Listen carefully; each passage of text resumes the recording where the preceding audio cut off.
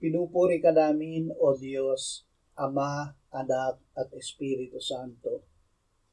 Salamat, Ama, na ibinigay mo sa amin si Jesus na iyong anak, na namatay para sa aming kasalanan, iyong muling binuhay, iniakyat at iniluklok sa iyong kanan sa langit.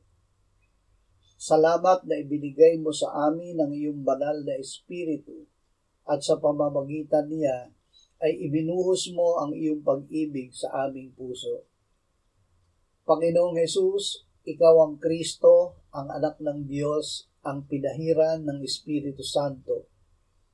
Mula sa Ama ay isinugo mo ang Espiritu Santo, kaya't kami ay naging mga anak ng Diyos at napuspos din ng Espiritu. Kami ay pinalaya mo sa kasalanan at sa lahat ng masamang bunga nito. Salamat na kami na pinalaya mo ay naging tunay na malaya dahil ikaw na aming propeta ang nagsabi nito. Amen.